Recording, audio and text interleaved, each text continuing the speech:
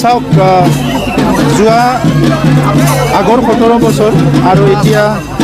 3 বছৰ হৈ গ'ল মানে প্ৰায় 20 বছৰ পৰ্বতজোৰা অঞ্চলত BPFৰ MCLA আছিলে আৰু সেই BPFৰ অধীনত থকা সময়ত পৰ্বতজোৰা অঞ্চলৰ ৰাইজক যেনেকৈ উন্নয়ন হ'ব লাগিছিলে সেই উন্নয়ন হোৱা নাই আৰু সেইকাৰণে আজি সকলো দলে বলে ওলাই আহিছে আমি মাত্ৰ 3টা বছৰ আমাৰ চৰকাৰ চলিল পৰ্বতজোৰাত আমাৰ MCLA নাই তথাপিতো পৰ্বতজোৰা অঞ্চলক আমাৰ চৰকাৰৰ সময়ত বহুতখিনি ৰাস্তা নিৰ্মাণ কৰা হ'ল 10টা VCDC আছিলে ইয়াৰে 7খনৰ অফিচ আমাৰ সময়ত নিৰ্মাণ কৰা হ'ল BPFৰ সময়ত 3খন অফিচ নিৰ্মাণ কৰিবলৈ হাতত লৈছিলে কিন্তু এতিয়াও সাৱধান হৈ ৰৈ গ'ল মাত্ৰ 3টা বছৰত 7,642খন ঘৰ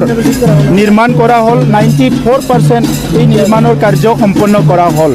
তেনেকা লৈ পেলাই বহুতখিনি কালভাৰ বহুতখিনি ৰাস্তা এই অঞ্চলত নিৰ্মাণ কৰা হ'ল তথাপিতো এৰিয়াটো যিহেতু বৃহত্তৰ এটা এৰিয়া আৰু ইমান বছৰ যিহেতু নেগলেক্টেড হৈ আছিলে এই এৰিয়াত বহুত কাম কৰিব লগা আছে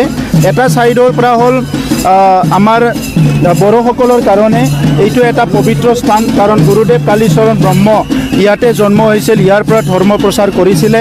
আনপিনেদি মহামায়া আমাৰ মা মহামায়া মন্দিৰ ইয়াতে আছে হিন্দুসকলৰ কাৰণে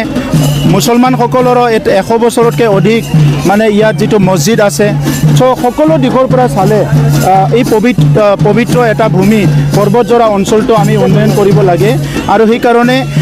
ইয়াৰ ৰাস্তা ঘাট স্কুল কলেজ সব উন্নয়ন কৰাৰ কাৰণে বিভিন্ন আঁচনি লোৱা হৈছে আৰু অহা 2টা বছৰত প্ৰায় 80% সমস্যা সমাধান হৈ যাব বুলি মই আশা কৰিছোঁ আৰু বিশেষকৈ মাটি বাৰীৰ সমস্যা লৈ পেলাই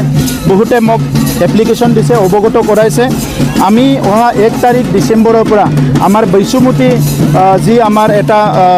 ৱেব পৰ্টেল ওলোৱা হৈছে ইতিমধ্যে বৈশ্যমতী আমাৰ সেই ৱেবছাইটৰ দ্বাৰা আমাৰ বিভিন্ন মানুহে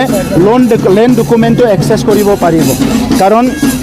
সমগ্ৰ ভাৰতত আমি একমাত্ৰ কাউন্সিল য'ত লেণ্ড ডকুমেণ্টটো ডিজিটাইজ কৰা হৈছে আৰু মাত্ৰ 3টা বছৰত প্ৰায় 72,000 পৰিয়ালৰ ভূমিৰ সমস্যা আমি সমাধান কৰিছোঁ বাকীখিনিও আমি কৰিবলৈ গৈ আছোঁ গতিকে আমাৰ আৰু 2টা বছৰৰ যিটো চৰকাৰ ইয়াত 85% সমস্যা সমাধান হৈ যাব জেলত সোমোৱা দায়িত্বটো আমাৰ নহয় জেলত সোমোৱা দায়িত্বটো আইনৰ জেলত সোমোৱা দায়িত্বটো পুলিচৰ জেলত সোমোৱা দায়িত্বটো CBIৰ আৰু জেলত সোমোৱা দায়িত্বটো NIৰ আমি যিখিনি দুৰ্নীতি হৈছিলে প্ৰায় 1500 কোটি টকাৰ ফলছ অৰ্ডাৰ দিয়া হৈছিলে এইবিলাক ইতিমধ্যে আমাৰ কাউন্সিল এছেম্বলিত ডিছকাছ কৰি সিদ্ধান্ত লৈ আমি অসম চৰকাৰলৈ চিঠি পঠাইছোঁ যে ইয়াৰ ওপৰত CBI ইনকুৱাৰী হ'ব লাগে একশ্যন হ'ব লাগে বুলি আমাৰ কামটোত আমি পিছ পৰি থকা নাই প্ৰত্যেকটো ইহঁতৰ ঘোটালা প্ৰত্যেকটো ইহঁতৰ যিবিলাক ডাঙৰ স্কেম এইবিলাক সব আমাৰ তথ্যবিলাক আছে আৰু এইটো দিয়া হৈছে